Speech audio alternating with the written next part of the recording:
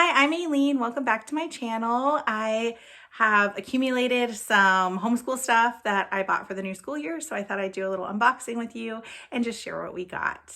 If you're new here, I'm Aileen. This is Homeschool with the Clarks, and I am currently homeschooling 4 kiddos going into 8th, 6th, 3rd, and TK.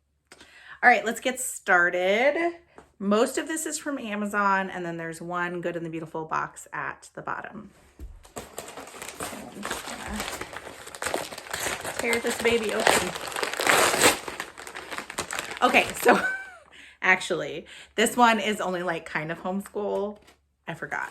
So for my TK kid, I got her these sponges that are for the bath. So it's the full alphabet plus 1 through 9, I believe. So that, and then the other thing that is like not homeschool at all is I just got like a new organizer. It's a triple pocket bath toy holder. I swear the rest is like totally homeschool, but it was on the stack, so I'm showing it to you. That's the first thing. Okay, next, this one goes with what's in here. Actually, I'm going to show you this one first. Okay, so this one I already opened the top of the box.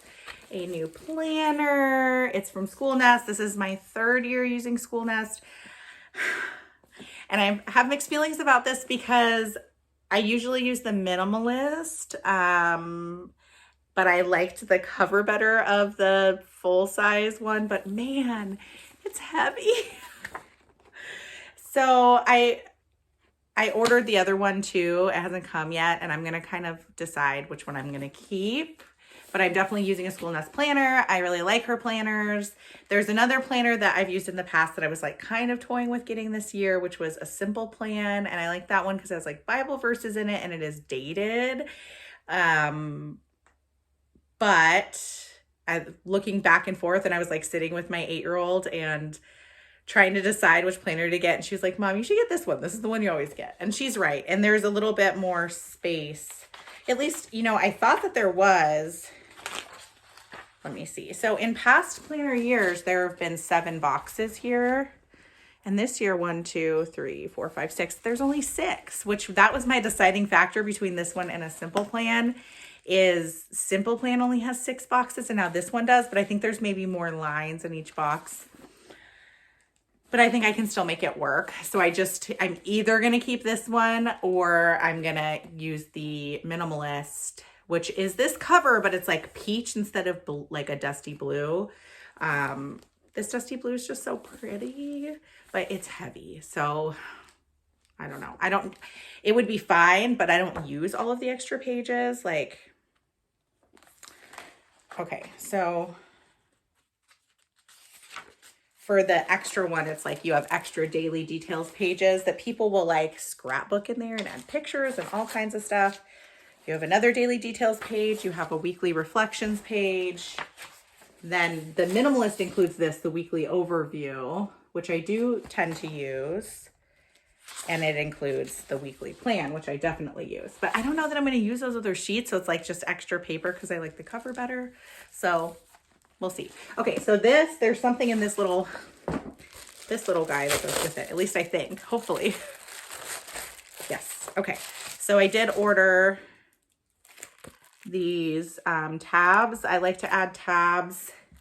What I do is I'll fill out that like every week. I'll fill out the dates ahead of time to figure out which weeks in between, and then I'll add the tabs in, and then it's just easier for me to jump to a week.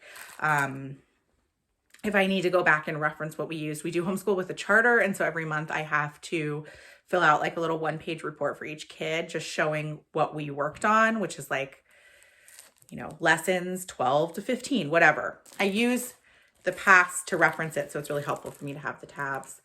And the tabs were just suggested on Amazon, so it seems like other people were buying these ones to match. They do look like they match. I don't know how they're going to look with the peach, so that's also something to think about.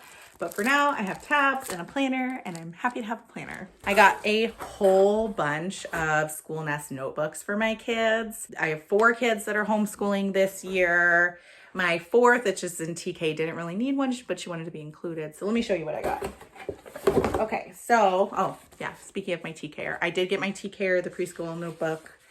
Not but because she needs it, because she was there when I was ordering it. She wants to be like the big kids. She is not writing yet. So we'll see how I end up incorporating this. It may be we're doing My Father's World Voyage of Discovery for preschool. So maybe I'll glue the worksheets in here or something to keep it. Because I really like these because I keep them as like a keepsake for their work. I have like this organizing box that I keep all of my kids' stuff for each year, like organized by grade level. And so maybe I'll do that. Maybe I'll add in some of her stuff and just glue it in for her. I'm not really sure, but this is for my preschooler. And that's their, I think, navy blue color. Okay, let's see. Those are not in order. Okay, 6th grader. I let her choose. We're gonna use one. Oh no, it's got like a scratch on it. Well, that's a bummer. It's got a scratch on it. I have to ask her if she wants me to try and exchange that for a different one. We are going to cover them in stickers, so we'll see. She may not care. These are the same. They're both just the 6th grade notebooks. We're going to be using one for history. We're doing My Father's World Exploration to 1850. So all of their like map work, narration, etc. will go in here. I like that 6th grade is a full page because I am expecting her to write more. So when we do history, we tend to do narration on one side, and then the map work that we do, we will add to this side. And then this year for science, she needs a science notebook to create like a visual dictionary and some to record labs. And so it's the same notebook. I didn't get the science or history specific ones. I just got the 6th grade, but one's for history, one's for science. And then same for my 8th grader. And yeah, his looks exactly the same inside. So he went with the dark green and the navy blue. And then my 3rd grader, hers look a little bit different inside. She went with these colors. Oh no, they don't. They look the same too, which is good because last year she had the 2nd grade notebook. And the lines were like way wider and it was only a half a page. And she couldn't even, like, she was doing like 2 to 3 pages anytime she did copy work. It just wasn't the best layout for her. So I'm glad that this one is like a full page of lines because she doesn't necessarily need to fill this up, but she definitely needs more room. And then if she wants to do a picture, she can do a picture on the other side. All right. Okay, so that's it for Amazon. It was mostly just Schoolnest. We did our stock up. So now time, let me throw these boxes away. Now time for my Good and the Beautiful order.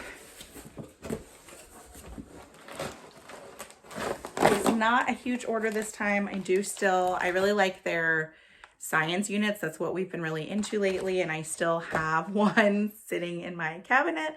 So it wasn't a huge order, but I did get Motion and Simple Machines, which is like their physics unit.